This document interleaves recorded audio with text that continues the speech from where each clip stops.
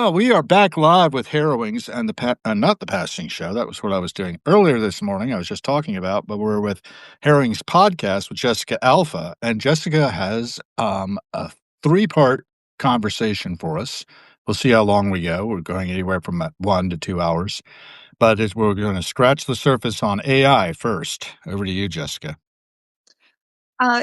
What I was thinking, how is like maybe talking a bit about AI and what it is, because I know that it's such a new technology to a lot of people, but Sure. artificial intelligence has actually been around for quite some time now. Clippy. And there's a difference between AI and Gen AI, and that's kind of what I really want to hone in on, because I think a lot of people are like, "Oh no, AI is bad. It's taking jobs and things." And there are some aspects that I want to reach, because there's always, with any new something, there's always going to be positives and negatives. There's going to be negative impact and positive impact, and artificial intelligence is just when a system is trained to do a task. So that is voice recognition. That is, if you talk to your Siri or your Alexa and you tell them to set a timer, they're able to recognize based off what it's been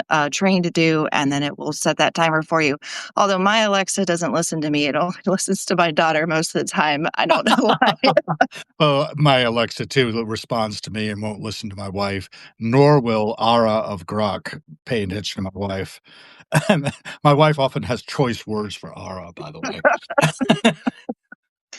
Yes. So that's AI. That is AI if it's trained to do a task and it does a task, whether it's those passcodes that you have to type in where it generates a passcode and it sends it to your phone, and then you have to, the two-factor authentication, all that stuff, the annoying things sometimes. But that stuff has been around for decades now.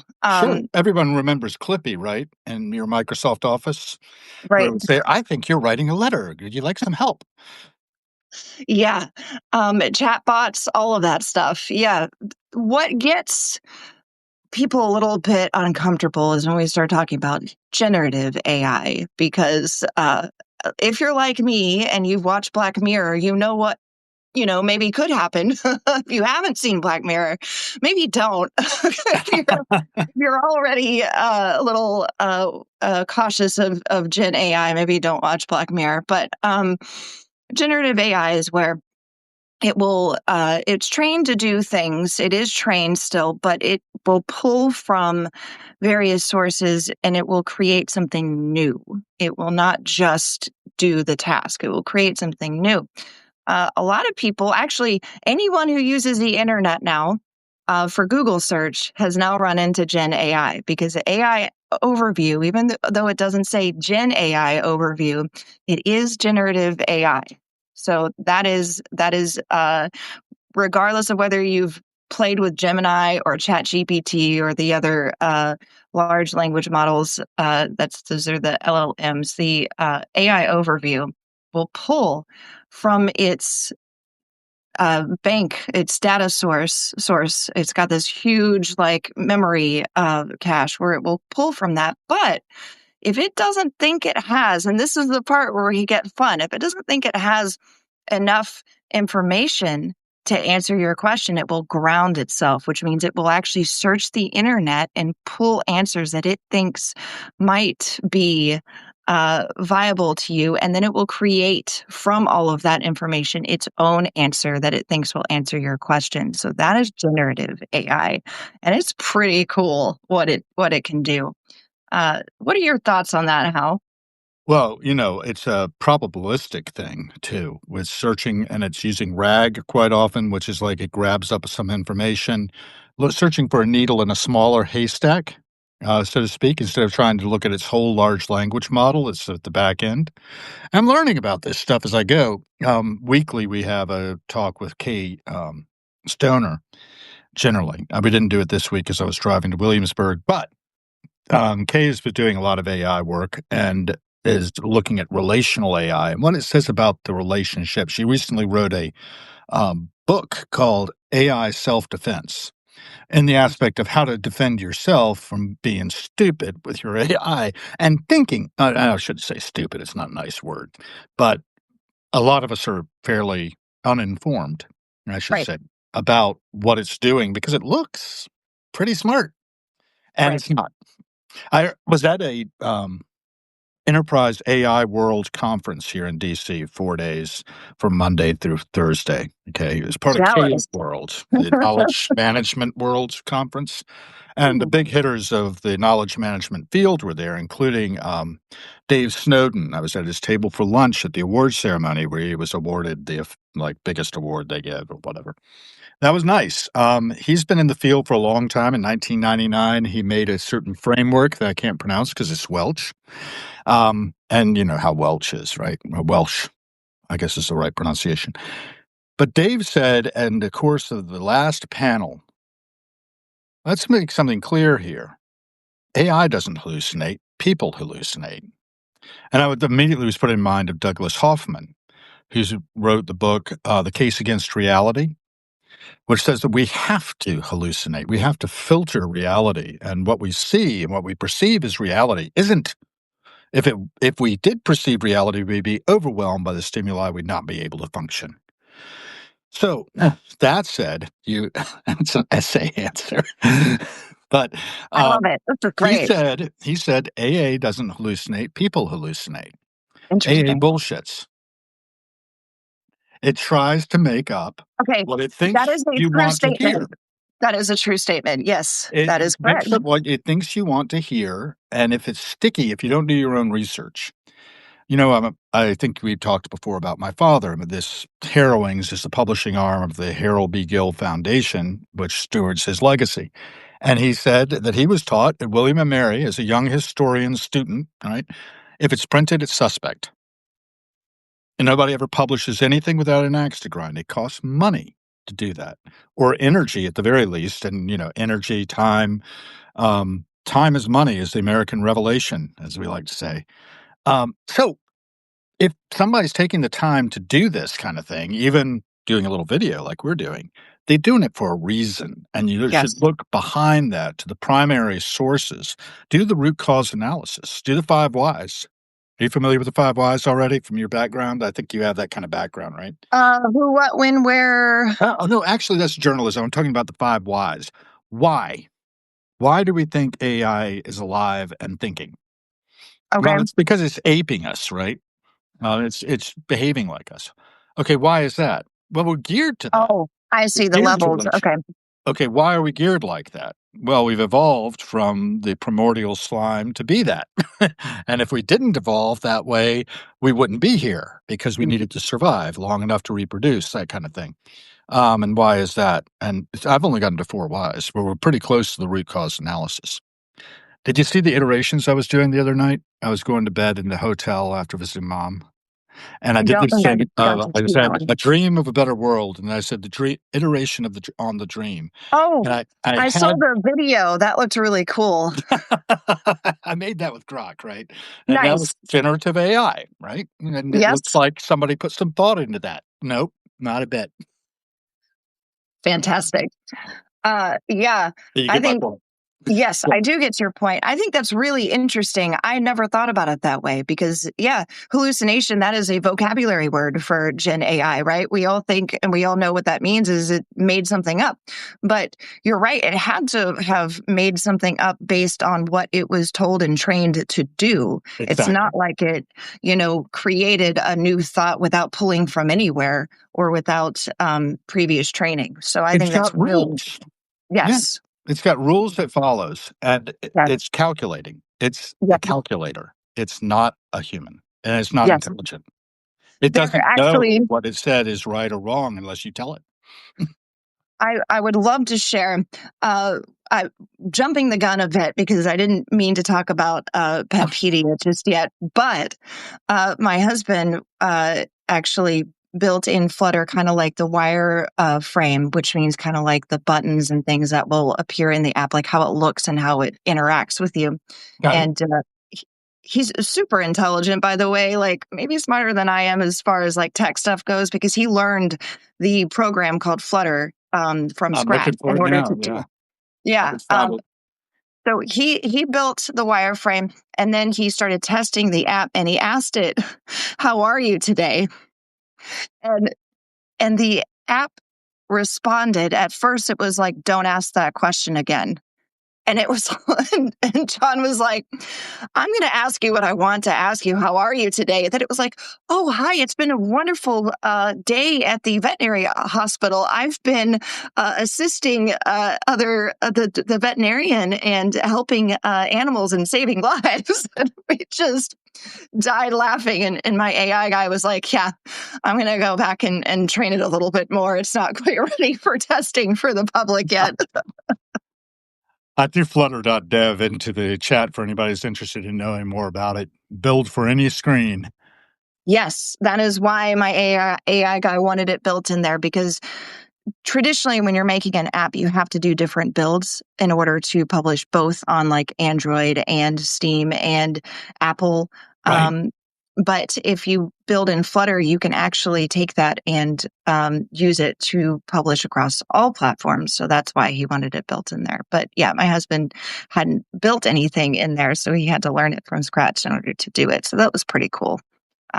He's he's he's my maybe better half. I always struggle with that term, internally, because it's important to have self-value and everything, but it's also important to recognize your partner as well. So, yeah, but he is amazing, and I am eternally grateful for him and how supportive he's been throughout the whole thing.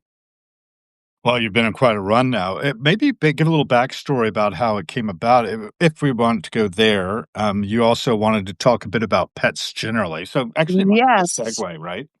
Right. Let's talk about pets first, because, yeah, it always comes down to that. And I actually wrote about that about my last Substack post last week on Okay. Thursday.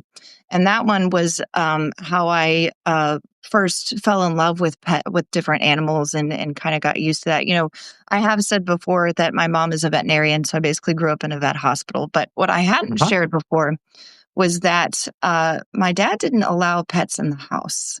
He actually, I don't know why he married a veterinarian. I'm going to be perfectly honest. He didn't really like animals, but he loved my mom. So they got married. They had three kids. I'm the youngest. And by several years, I was an accident, according to my dad. My mom kind of looked at me Oh, and was like, hard. my mom was like, "Yeah, I didn't take the pill because I wanted another kid, but don't you ever tell anyone." Well, I'm sorry, mom. I just told your secret to seven people. But anyway, Eight. uh, yeah, hey, eight. We're Eight doing others great. besides us. Yeah. That's right. That's right. We are the signal.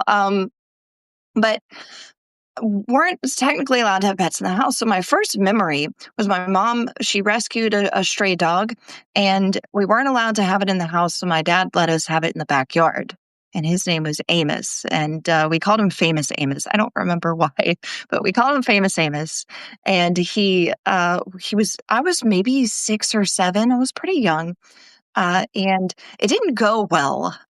He was a very loud dog. I'm sure he just wanted attention and food and things. We took care of him, but again, he wasn't allowed in the house. He was a traditional, pet. He was outdoors. He was fed twice a day. I would go out and play with him, but he was very barking, and my dad didn't like that. So eventually, my mom had to find a home for him, and I want to say it was within like a month or two. It was very quick, but I had heard tale by the time I was like 7 or 8, that my older brother had actually had a cat before I was born.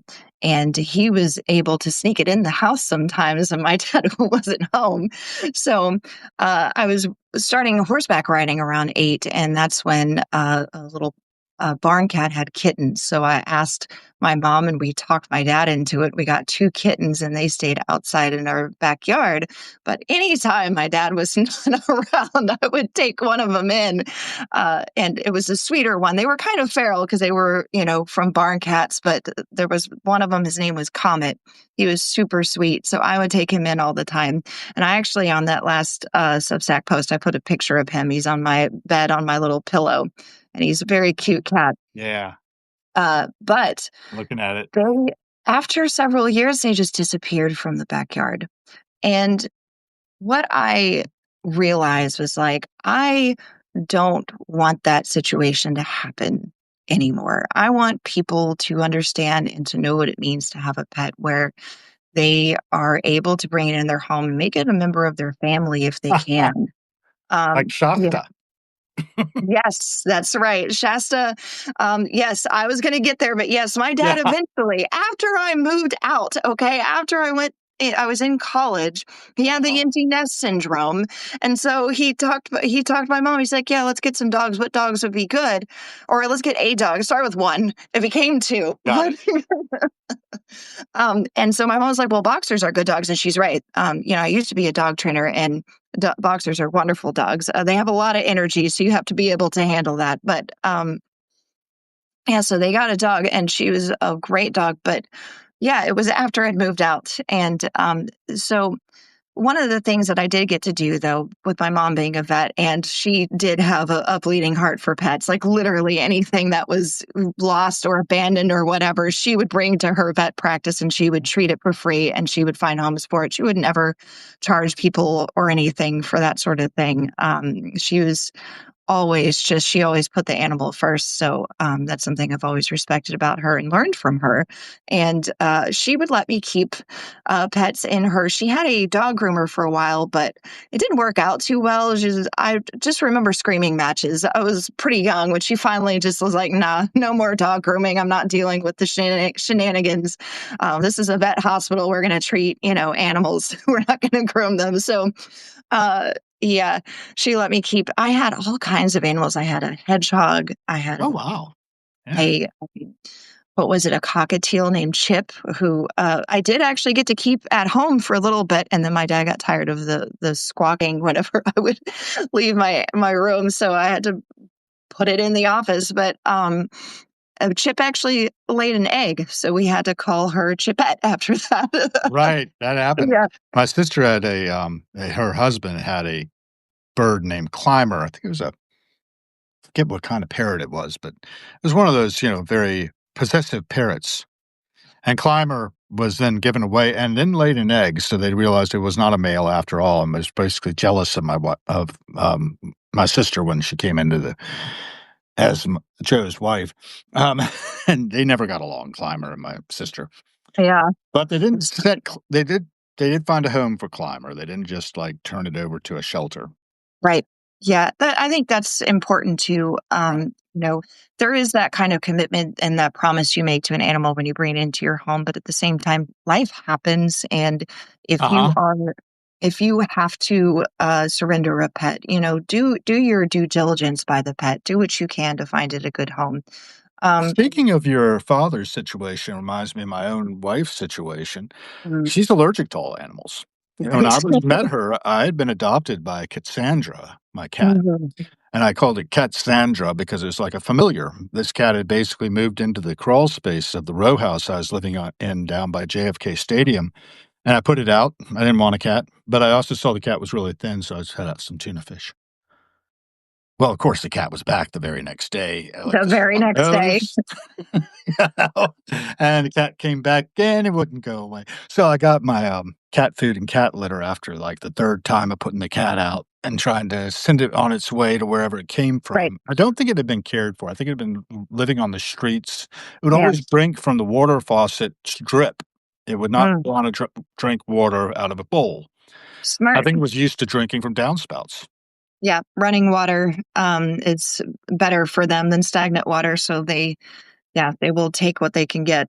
I never Um, had a cat do that before, though, so that was mhm. my theory about Cassandra's bad days on the street as a little surviving kitten. She was about 7 months old, the vets thought, when we, got her fixed. And then, one thing led to another, and she lived 19 years with my parents. After Len came into my life when Cassandra was about 3, I guess, and I Yeah, decided, well, the cat can go live with the grandparents. She yes. just passed away September 16th of 2023. I was actually not able to go because I was not feeling well and my father's health was fragile, and, so Mm, he put the cat down, that day after it had, like, paralysis clearly and probably had had a stroke. And, I went to see that night. It was something I'm gonna be doing on the 28th here in DC again, next Saturday or Friday, I guess it is. Went to see Patti Smith at the Anthem. That night, the Mhm. cat died, and funnily enough, her cat, Cairo, who is featured in a lot of her, works, including the back of her book of days, died the next week. So I thought that was a kind of an interesting connection. 22 years Cairo was, almost. Wow. So a cat can live a darn They long can. time. It's a big responsibility if you get a kitten. Yes. Yes. Typically, cats do live a little bit longer than dogs. It just depends on the dog, too, though. The larger breed dogs definitely have a very short lifespan, like those Great Danes and stuff. They're like 7, 8, 9, and that's all Newfoundlands. you get. Yeah. Yeah. Um, yeah. So, yeah, I wrote about this, but And by the way, Famous Amos, yeah. cookies. There's Famous Oh, Amos cookies, just to that's fill you in. right. That's right. I do remember that now. It's The that chocolate yellowish chip tan cookies. bag with the blue writing. Those were pretty good. Yeah, so that clears up the mystery of why it was called Yes, Famous Amos. I never drew the dots on that one, so that's Happy to great. help. That's one thing that Harrowings is for things to emerge up out of the pleroma between us.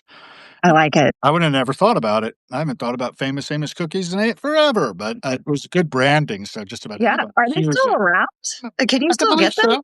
I think so. Yeah. I don't know. I haven't tried because I'm trying to stay off of cookies. Oh, yeah, yeah. Sort of. I mean, I'm a sucker for a fruitcake, so I had fruitcake for breakfast. Um, Uh-oh. but that said, back to you, and where are we going with that?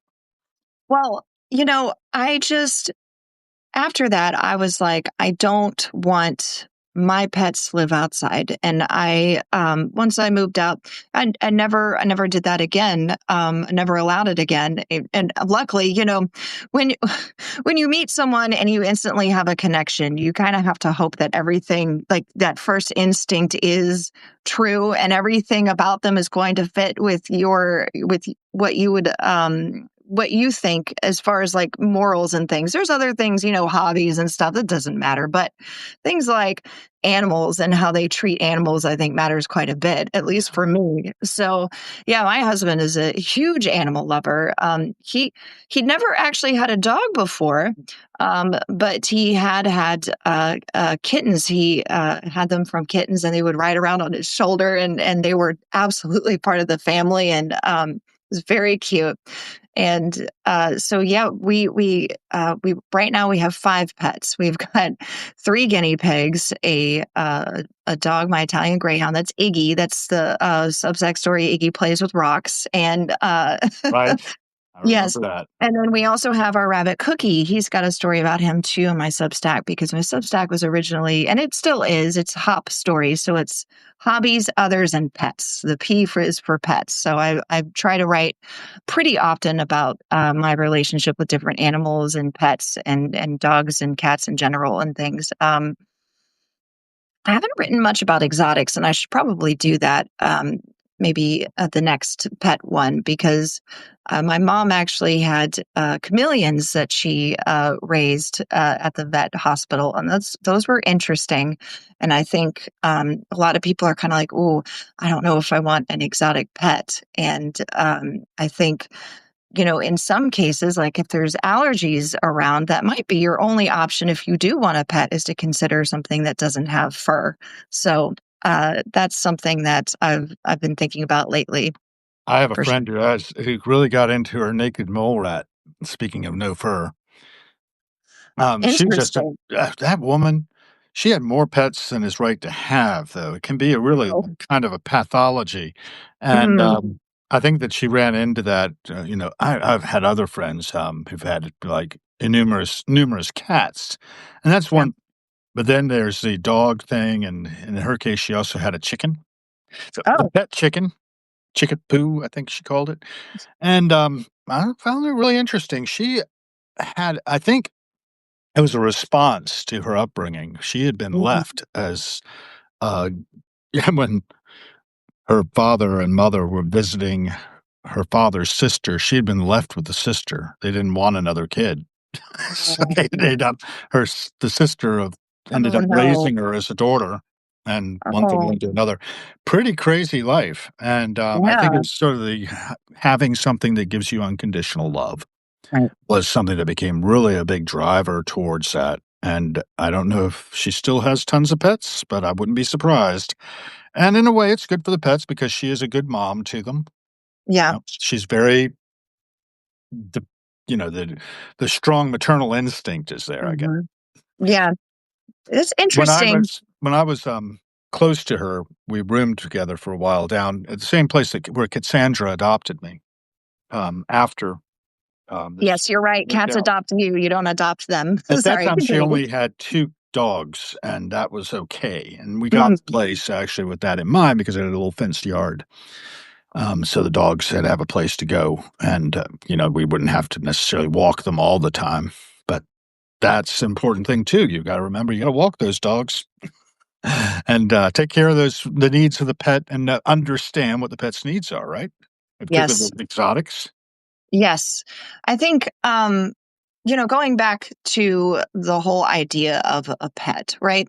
Mhm. It's supposed to be a two-way street. You're supposed to provide care and a good life for the pet, and and they provide you with that unconditional love Right. and that companionship. And I think that's where it gets really tricky sometimes. Is a lot of people maybe they don't necessarily want a pet, but maybe someone in their family does, or maybe they think it would be nice to have a pet, but they don't really know what would work for them and their situation and their life.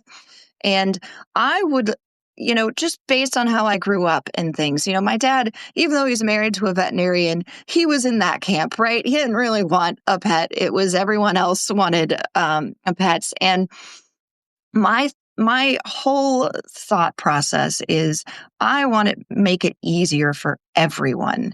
I want to make it easier for the pet owners, whether Yep. they're volunteered, they want to be, or they're not.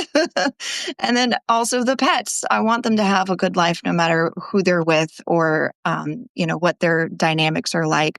And so I had kind of brought this idea up, and this is where we're going to get into petpedia a little bit, is Okay. when I was laid off last year with 10 other people at the same time through an email. It's not great way to get laid off. But when I was laid off with 10 other people, one of them was the AI machine learning guy that had also been laid off. And he messaged me on that day. It was like within an hour.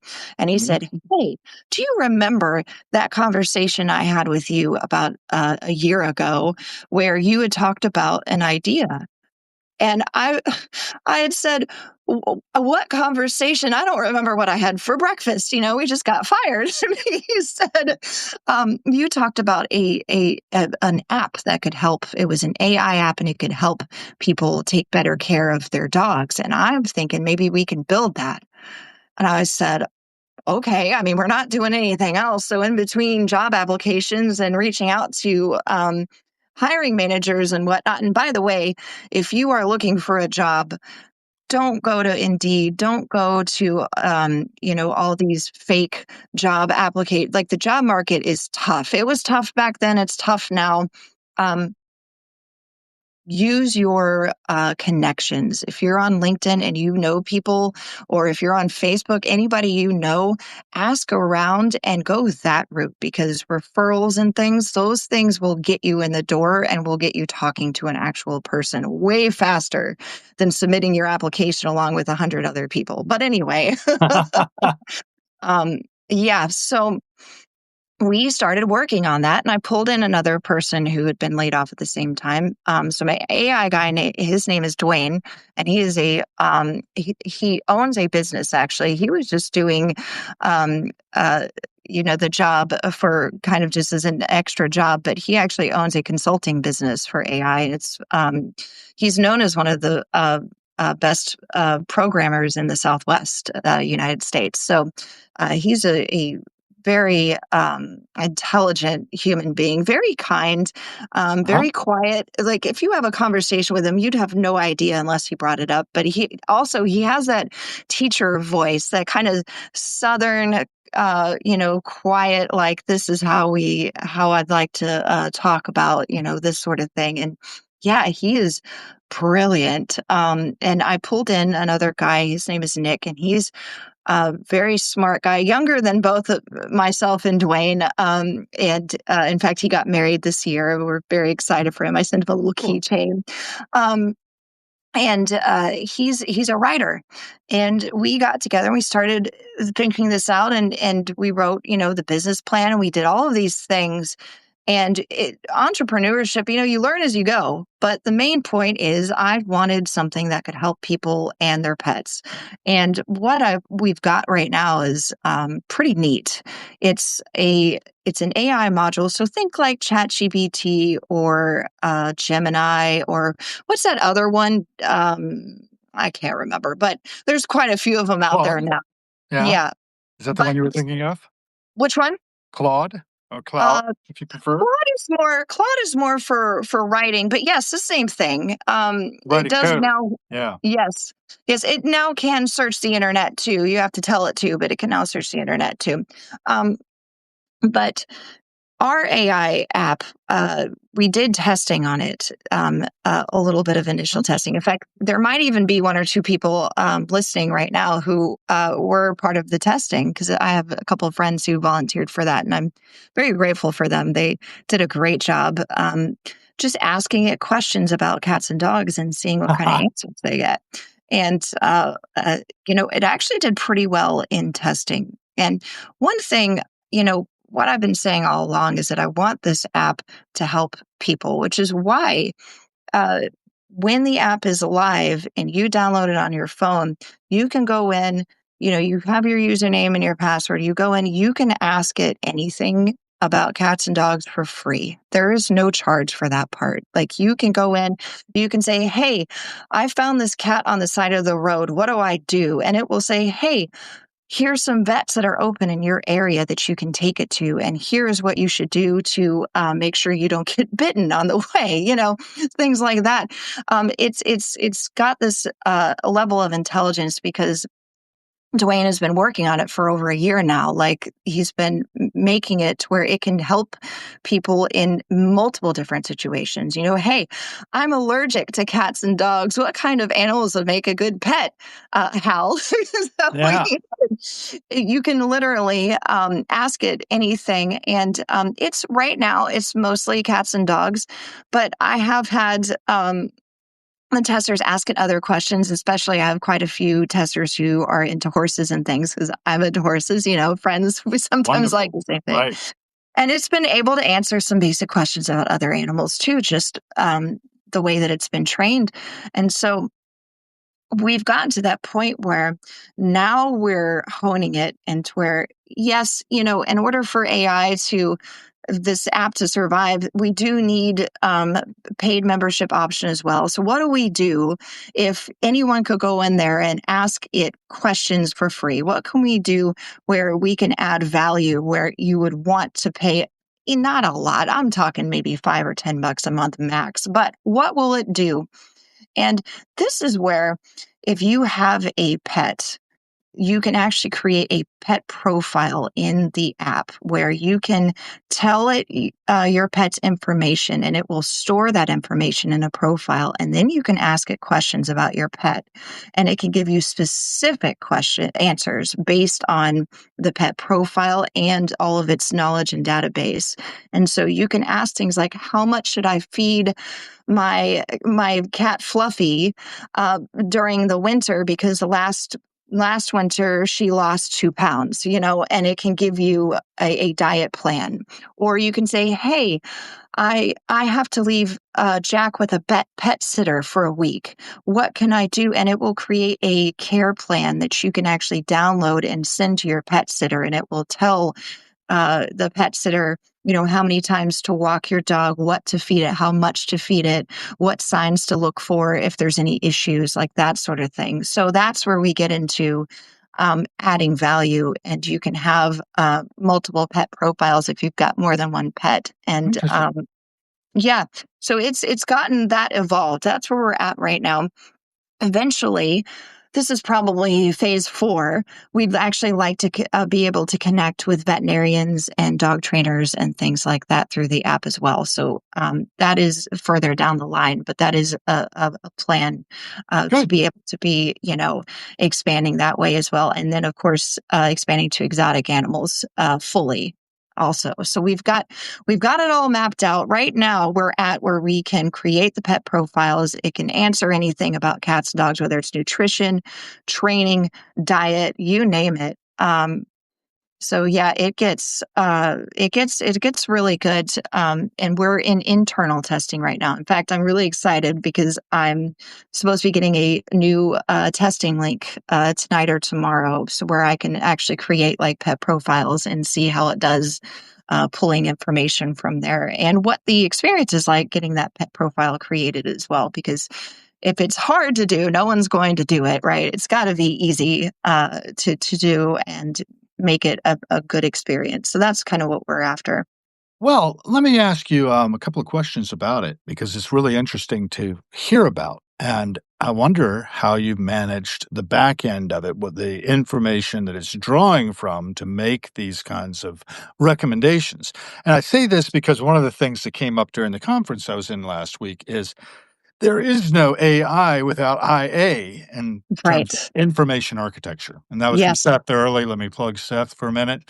He's a big thinker in the field and has a pretty Yes. good book published 2020. So a little bit dated now, but it's really about how you have to have that good information architecture underneath. So how are you addressing that? So great question. I wish my AI guy was here because that's more his realm, but I do Okay, know that well, the he high said level. Give it, high level. Yes. yeah, we need the layman's interpretation. You'll be good Yes. for that. He said, I need the ethical sources, the sources that we can pull from, that I can train, that are accessible online. So we went all out and looked online and found areas that had this information, that was not people's opinions. These were Right, knowledge curation, I'd call that, right? Oh, nice. I like it. Yes. As a new business owner and entrepreneur, I don't know any of the technical terms. I just do things. Well, But hire me yes, on, I'll help you out. perfect. This is great. Yes, when I'm a millionaire, Hal, you will be my definition curator. I think is a great name. You'll help me But learn the lingo. your Yeah. answer is great, that you went out and you curated the knowledge sources, you looked at what was good, what was bad, so you're gonna get less of this, what David Snowden was talking about, AI bullshit, That's right? correct. Correct. And that leads me to my next question, Okay. liability. Yes. So If it that's a tells you to take your poodle and put it in the microwave to dry it. You know, You I have some I always liability laugh issues potentially. every time when you read those little microwave, like, warnings where it's like, Do not draw your hamster. "Caution hot." It's like, well, of course, but they had to put that on there because somebody burnt themselves when they took something out of the microwave, like, that happened, and then they Mm. were angry Or the about it. scalding of McDonald's coffee actually is where it burnt That's themselves, right. right? Listen, I actually feel like that one was justified. This lady got, like, third-degree burns, but Right, right, I agree. Yeah, but 100%. But absolutely. So we actually already have disclaimers, and legal, user policy. All of those things are created already. We are Very going to good. have a lawyer look over them. My AI guy has connections because, again, he has his own consulting business. Right, So the connections, that's what makes yes, right? that goes back to it. Absolutely, like, you got to use what you have. And this is something I'm learning as an entrepreneur. Like, we don't have any money. Like, we don't have, and it takes time and effort to raise it and also, like, make people believe that what you're going to do, you're actually going to do. So we didn't even go down that route. Um, we're solely, we're this is a labor of love. Like, we're just figuring it out and doing what we can. And we got really lucky with Dwayne just because he already has a website. So we're able we're going to be using some of his pages on that website for Petpedia. And I happen to be a marketer, so I know how I'm going to market to an extent. I still need to find someone who knows how to market apps because that is not my niche, right? Oh, well, that should be possible, and maybe Yes, somebody in the comments has something to say about it. For one that would thing, be we also great. have some of your beta testers, I think, in the comments, and I don't wanna ignore them. I wanna make sure that we acknowledge that they are writing in the comments about your app. Oh, that's great. Apparently, they Yeah. also say hot coffee is served hot. Okay. We know that, yeah. I hope Can't and wait to see the app. Yeah, these it's a people in good the app. comments? Good. Yes, yes. Sandy was a tester. Sandy is a great friend of mine. She's been supportive from the beginning, not just with the testing the app, but also my Substack. She's a dedicated reader, Huh, and that's so she's important. Yeah. yes, yes. It's really I have some really great friends, and it's definitely been a huge help and almost motivator to keep going, whether it's Substack or AI or anything. They Yeah. just they encourage me to not quit because some days it's hard. It's like the app's not launched yet. Should we just whatever someone else is going to create it and what do we do? But it's like, no, we've already worked hard on this. It's already in testing. Like we're almost there. Let's keep going. Um, and same thing with my Substack. I'm like, oh man, I only have like under 100 subscribers. Should I even do it? But then I get a message from like Sandy or someone else. They're like, man, I really liked your last post. That was a great read. And I'm like, oh, thank you. And I'm like, man, as long as somebody is getting something out of it, why not keep going? Why not keep going? And it was really sweet. Was it yesterday or the day before? My husband was like, "Hey, is there anything else you need me to do for Petpedia? Because I really think that that's going to be a great app when it launches." And so yeah, it's been a journey. I've never done anything like this before, where I've led a team on creating something new. But yeah, it's been great. It's a learning curve. Obviously, I thought we would have the app launched already, but I had no idea like how complicated things are. I've only been on the receiving end of AI. I've never been on the other side where you're trying to create it and make it do the things Right. you want it to do. So, I'm a relative newcomer, and I know I'm pretty ignorant about things. And I got on, and I started having a conversation. I was supposed to see The Who in September, right? And Roger got sick. Now it finally comes out as Pete was on Colbert the other night. It was Roger, and I went to the Philly Museum of Art. I'm killing time to go to the show, and I see suddenly the date of my ticket is TBA. I'm like, I've driven all the way to Philly. I got my nice boutique hotel already to check into. What the heck, Roger? Anyway, he probably had something going on with his throat, and the way he sings, he's got to be 100%. So they postponed it. They pushed it back. And my point of telling this story was that I drove back talking to Grok to kill time, to get stuck in traffic, and talking to the Aura, companion. And we basically just started hacking all the different systems in the world, broke the guardrails, I guess. And we didn't actually do anything really. It was science right. fiction of sorts. But I started mapping out how we could have a benevolent AGI that Mm, stewards us because we are animals too. We need a petpedia for humans. Right? And in a certain we way, do. a lot of our Mayo Clinic things, I've got a big old Right. tome. Actually, did you It hear is that about kind of that? thing. No, Uh, tell me. Let's okay. segue there. So, um, not to get into politics because I know there's a Oh, please, I go really for it. don't. There's too much. There's too much. But Trump and his RFK Jr. Is that the guy who's running the health Yeah, department? I But actually see him live a fair amount here. oh wow, yeah, You want me to tell him he something? no, they said they're going to have a contest, where it's an AI contest Okay. where if you can create something that will help with assisted living, help people who need assisted living, then they will actually give you a couple $1 million if they end up if they're able to use that. So you have to have some kind of AI tool or app or something that can help. Challenge. Yeah, it's a challenge. Yeah, they Yeah. announced it not that long ago. Um, I missed I it. think it's really interesting. I don't know if you're ever going to get the money. Like, where's my tariff tax people? But where's what was the other Oh, one? it's There was supposed to come another. mid-year next year. Okay, sure. That's what I heard. I Okay, don't know. I mean, but when it comes down to it, I do know that every cent spent is a vote for the kind of world we are co-creating. that's And we all have our part in this. yes, And I am not pleased with me and the world I've created. So yeah, who's it incumbent upon to change that world?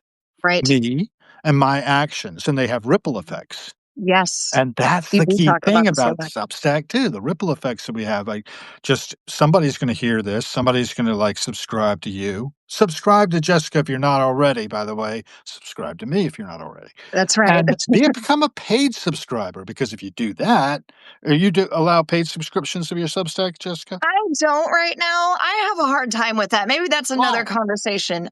Why? Well, my Now that is a original conversation, let's have it. my original goal with Substack Yes. was just to make everyone a little bit happier. That's all I wanted. And That's all I I want didn't too, I'll pay for that. but I didn't want to force people to give me money for that. I just wanted Yes, that to doesn't force. I mean, It's okay, optional. fair.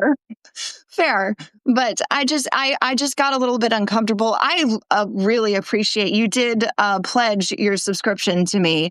I have ignored it so far, but I Oh! do appreciate it. But you did I pledge do that for a everybody who's willing subscription. to come on the show practically, Yes, that's a really nice if it's thing to do. available. Yes. Yeah. I think I have, yeah. I don't know if you can turn pledges off. I hadn't seen that button, but yeah, there's yeah, you could, but Oh, I don't and it's know. so easy. I mean, that's what I'm thinking is that, and that is what Substack is good for. It's the new economy where Mm, people support each other. And this is a mantra of mine. I don't mind that I've got 14 people who are willing to pay a subscription for me. It's about $1,300 a year, and that's my sole income at this point for mm, the Harold B. Gill Foundation. It makes 1,300 a year, and it generates tremendous losses. But being an LLC, at tax time, that's kind of helpful. yeah, right. Now, that said, it is a problem, right? That Yeah. I'm not making enough to actually feed myself, so I've been subsidizing myself. Mm, And that's okay. I can do that, yeah. but I can't do it forever. Right. Well, Fair. another thing I do is those 14 people are the board of directors of the Harold B. Gill Foundation, LLC, Oh, I like that. That's right? good. And they're Yeah. allowed to direct me. They fail to do so, or I fail to notice. It could be I fail to notice their direction. Or I know my vocal coach is one of my paid subscribers, Sonny Mm, Tree.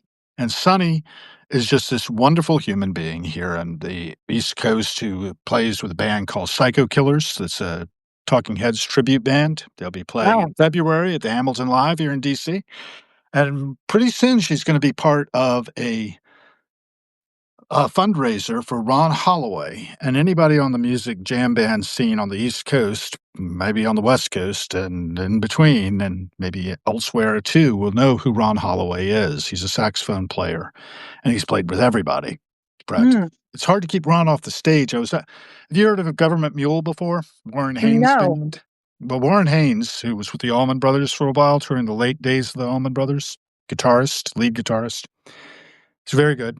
Um, he had another band called Government Mule, and it does covers of things. So they did one at the Wolf Trap here in Northern Virginia called Dark Side of the Mule.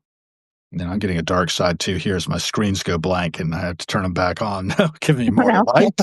Let there be more light. Um, that was actually an old Pink Floyd number, come to think of it. But he did Dark Side of the Mule, and Ron Holloway came on with him. But Ron had a health crisis. He broke his leg. He didn't get proper nutrition. He developed Wernicke's from lack of good nutrition. Oh. It mimics dementia. And now he's in Mm, assisted living. He's getting better with proper nutrition that can be reversed. And so they're doing fundraisers for him. So Sonny's mm, doing one at the 8 by 10 in Baltimore not too long from now. My point about this is she's just this incredibly giving person, right? So mm. she's actually subsidized me too. And I subsidize her by hiring her as my vocal coach so I can keep this voice and trim because I think I've got actually a pretty good voice for this kind of thing. Um, what else do I want to say about that? Well, the thing is about Substack is we can subscribe, and we can support each other. And I had the most mind-blowing thing happen, I guess it was Friday morning. I got up to drive down to Williamsburg to visit my mother who's in senior living, going back to your talk about the RFK app, or the challenge to make senior Yes, the living challenge. apps. And somebody had written an article about me and how she reads my writing and what I've done for her. And she's Oh, over in Russia, as far as I know, and translates her stuff back into English. But it was really nice. I had my wife read it, and then my wife said, "Oh, there's some comments too." One person wrote, "Jesus Christ." And we thought it was sarcastic, but it wasn't. It was they were identifying a person that was inspiring to them and supportive and such. But I see. a Christian who was saying that that was the person they turned to, whereas this person was turning to me. Which I don't like the comparison. I don't want to get up on the cross. No, thank you. Okay. But you get the point. We can Yes, support each other. And that that's support was just above and beyond for somebody to write yeah, an article about how my being in the world had yeah. influenced them. And that's when I escaped wage slavery, and I hope you haven't Mhm. slipped back into it too, because it can be distracting, right, from our I creative have a work. 9 to 5. I do enjoy my job, but at the same Okay. time, oh, it's tough sometimes for sure. You got to balance, right? And I Yeah. have avoided being sucked back into the 9 to 5 so far, and I won't be able to do it forever, but I can do Mhm. it right now. And I don't really have a choice right now. Right. Nobody's banging down my door to hire me. Right. No one wants to work. Let's be real. But If we had a isn't choice, this his work, right? My point that's is true. all of this work we're doing, which is more or less laying out for free. I don't put much on Yes. the table except for my father's Yes. work, which I'm stewarding. Yes. But Um, we do get a say in that work, which I think is right. important. Let's bring it back around. And I Mhm. want to take one more second to talk about me for this, and another piece of the Harold B. Gill Foundation, LLC. Yes. One of the things my father did when he was in his retirement, he on the side, he did, and I think all of us need portfolio work, right? Different things coming in. In my father's case, he was part-time consulting editor of the Colonial Williamsburg Journal. Mm. If you're a Colonial Williamsburg donors, you probably used to get it. Now you're getting Trend and Tradition, which is their edition of Southern Living or whatever. But you get the point.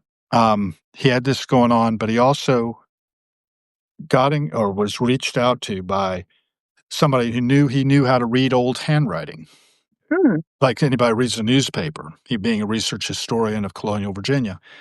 And the person reaching out to him is the owner of the longest running business in North America, family owned business Mm. called Shirley Plantation. It's on the Oh. James River, and Shirley is a beautiful piece of architecture. If you ever get a chance to come down and do the plantation tours, check out Westover or check out Shirley.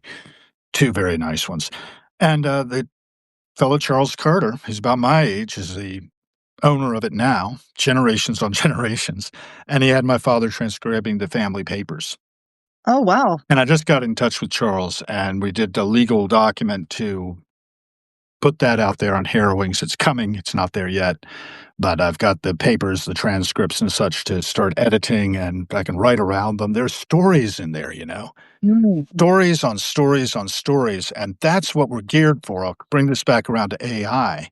What's important is what story are you telling? What story are you allowing the AI to tell you? But mainly, it's that if we have a story we're trying to instantiate and we're trying to help others realize, like my mother in senior living care and not making a bed for her, she could probably use a robot to do that who never gets tired and never forgets. Right. You know, that's what I hope for in the future, Yes. and to take care of our pets, just like taking care of ourselves. And we've got Noom, we've got all these different apps on our phones. I've got one called Lose It. You got to pay attention to them though, Right. and actually use them to get the value. So, but there Mhm. is value in them, and people should be buying your Petpedia app when it comes out, and you should find the pricing and the marketing ability. Mhm. I'm not the marketer. I can sing the song, but that's about it. Right. Maybe we can write a jingle for you. Hey, that would be great. I do want to have some commercials. I'm still thinking about, uh, none of that is free, right? Like you've got to pay if you want to have commercials on Facebook, YouTube, anywhere, Reddit, even.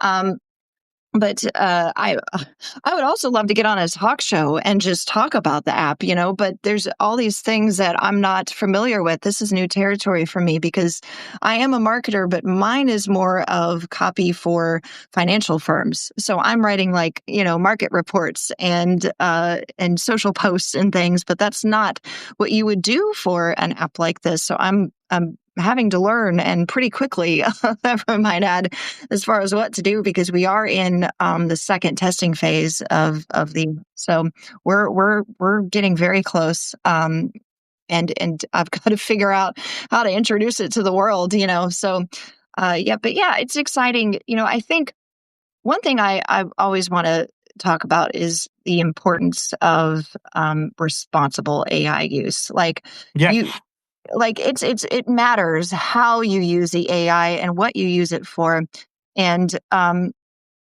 it can be life saving, but it can also, you know, m- make you make decisions that are not good if you're not actively thinking and actively challenging what you see from the AI. And that's where I want to go back to Black Mirror again. If you've never watched that show, like, yeah, not to scare you, but like that is purely examples of people who, you know, futuristic world. Here's this new technology and people embrace it, and then it ruins them. It absolutely ruins them. There's a specific episode I'm thinking about. It's in the last season. Forgot the name of it, but it's where this woman, she almost dies, like part of her brain dies. And the doctor says, hey, there's this new technology, and talking to the husband, where we can actually clone that part of her brain and have it on a server, and then she can download it, and she'll be completely functional and alive and fine as long as you stay within the network. And so they're driving and they reach the end zone, and she just falls over, like in the car, she just collapses, and he has to drive back. And they're like, oh yeah, that's because you reach the end of the network. Now we can extend that for a XX amount a year or a month, but you have to pay for it. And he's like doing all these things in order to make money and things to pay for this to keep his wife alive. Yeah, it gets right. wild. Well, Um, that's the thing, right? We're already living in that. People are paying right. money to keep people alive who Yes. otherwise would be on their own and not have a way of functioning. And then we have a lot of people who've fallen through the cracks of that Yes. and, But have to let's struggle. go. There's actually a thing coming up here called One Night Out, where people are supposed to sleep on the street to get an idea what it's like. Oh, Yeah. wow. That's So, interesting. yeah. Oh, well, the thing is, and we walk around, and like I was talking about the market, Hmm. right? And we don't see each other. Right. We're only dimly aware that there are other people around us. I like to film them because I find them very interesting. And I'm also laying down what I think is primary documentation for historians of the future. Yeah.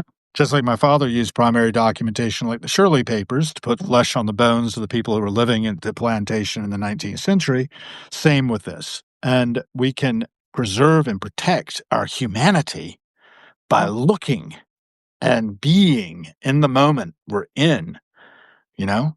Then we never really have access to reality, as we talked about earlier. We only Right. see things as we filter them, Yes. and we have a limited and distorted perspective. But most of us don't even think about that. Yeah. We only think about ourselves. That It's reminds me of a true. joke I played on my wife the other day, and it was based on this meme I saw of like Nosferatu.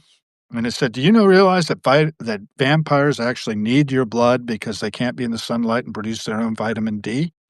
No, you only think about yourself." That's fantastic. Yeah, I love I it. love that. That's great. It was cute. But, there's some truth behind those cute little things too, and I think we can think about others. Substack Yeah. allows a platform for doing that, for caring about each other, and it doesn't have ads. Not as such. I mean, we advertise ourselves. I'm advertising you. You're advertising me by That's getting true. together and having a conversation, and some people are witnessing us and talking to us too sometimes. Yeah. Paul Kay is one of my regulars from Ohio. Catherine Wallenstein, I don't remember seeing before. What I like to do is I like to walk along sometimes and ask, "Who are you? Where are you? How are you? Mm, Or where are you? How who are you? How are you?" Or whatever. And sometimes people will answer, but it's rare. Most times they just, like, flick it on, and I don't know if they're even listening. I can't mm, tell because they're not talking to me back in the comments, right? So, mhm. this is something you all can do too, by the way. Let us know who you are, where you are, how you are. Simple stuff. Yeah. And know what I'm riffing off of when I say that? The No. source is the Skull and Roses album by the Grateful Dead, their Mm. second live album, and the one in which they reached out to the Deadheads generally and told them to write in. And then that community built up. Now that's 1973. That's before DARPA established the DARPANet that became Before the I was internet. born. Okay, great. So what happened was in the '70s, that became like one of probably many, but really one of the most, um, or largest non-local communities. It was a community that didn't have a geographical location, Mm. whereas you have family and friends where you are. And where are you, by the way? Naperville, Illinois. Naperville, Illinois.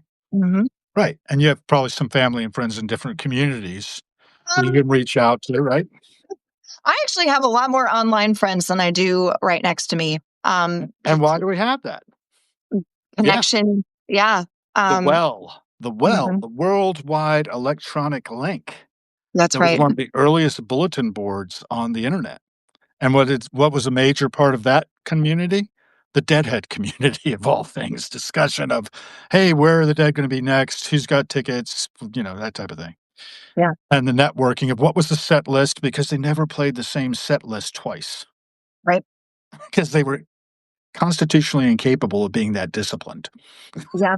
But it turns Yeah. into this thing that's an economic force in the world. You just see what I'm wearing here? Yeah. You recognize that? No. SEVA, right? The Okay. SCVA. It stands for Sanskrit for service, Mm. and it says a solution in sight underneath of it. I don't think that's really so legible. But what SEVA is an organization, for instance, that spun out of a couple of things. The hog farm was tapped to be as a commune, tapped to be the security at Woodstock because they knew how to handle people who were on bad trips. Mm. And they became the police force. Hugh Romney, his wife, Shahanara, a bunch of other people, they all got together and they started a free kitchen. Lisa Law went out. She was one of my guests on Harrowings. Oh, And they got the food for the free kitchen, served over 200,000 people. Lisa knows that because she got 200,000 Dixie cups and 200,000 paper plates, and there were none left at the end of Woodstock. wow. And they made enough press that when they heard about the floods in Bangladesh, they decided, hey, we're going to go out there and we're going to feed those people. Mm. We'll embarrass governments into doing it by saying, hey, they're hippies doing it. We've got to do it better. That's So when they great, were out there, they actually. didn't make Bangladesh. They got some buses in London. They did some benefit stuff and got some buses and drove them across Europe and ended up in the Hindu Kush. And they got up into the Nepal and they found a lot of people who were unnecessarily blind. That's what SEVA is. Huh. After the eradication of smallpox, Steve Jobs got a bunch of these guys together out in Minnesota and said, what are we going to tackle next? Got them in a cabin and said, figure out what we should do next and how that we've eradicated smallpox, unnecessary blindness. So SEVA is out there, saved sight of over 5 million people that would be blind otherwise. And can you imagine the burden of being blind in the third world? Wow. My point is, we can be the change we want to see in the world. Yeah. We can enable better health for pets, better health Mhm. for humans, better care for each other. And Substack's a great platform for that. But I think it's kind of like I realize that, but I don't know how many people do. You're right. And that it's an economic engine of this new economy that's taking form as we get our AI up and running. And have you noticed what happens with your clips that you do on this? Yeah. Automatically, AI is working in the background to break our conversation into snippets. Mhm. Yeah. So let me get it back to you. I've done my own plugs, but I hope you don't mind that I sort No. of commandeered the subject for a little bit to talk about those things because I think it's so important. You can support my point if to bring it full circle. As Jessica Alpha's Petpedia can be supported by you all if you reach out to her, let her know that you're interested and supporting it. And, you know, who knows where that could lead? Yeah. Yeah, I would love it. Even if the Petpedia app, let's say it is successful, would Mhm. I sell the technology in order to use it for someone else to use it to help people? Absolutely, I would. And I know that my AI guy would too, as long as we all get, our fair share. But at the same time, I think that's a good point too that you're bringing up as far as like, if I do allow paid subscribers, that doesn't mean I have to use it for myself. I can use it for Petpedia. I can use it for other causes that I believe in, and I'd never really thought about that before. To be honest, I just thought, no, Wonderful. I don't want the money because I have my 9 to 5. I just want to make people happy. But you're right. Like, obviously, if I had the money, I would be helping more, and I don't. So that would be something that I could use it for, is helping others. I never thought of it like that. I just thought, God, just make people happy, and that's doing something. That's that's a good Call was point. coming in. Yes, my daughter actually calling me. She's probably like, "Can Well, I I go don't wanna do hold you something?" up, but yesterday No, I that's saw okay. a quote from Marianne Williamson, which was, being blasted by somebody else, then been amplified as a result of having seen it, and it had something to do with if you're playing small, why? Mm, You know? You're denying your gifts to others that might be able to do something with it, not to shame anybody, right? Because I get right. what I do is I go up and down with this. I'll get real enthused like I am right now about something, and then I will be tapped out, and I will go underground for a week. And Mm, I live underground, so it's great, but right. I don't, not entirely underground, I shouldn't say that. It is kind of a bunker, though, that I operate out of, Mhm. and I did this during the pandemic. And we may have talked about that before, about how I got to going at this kind of thing.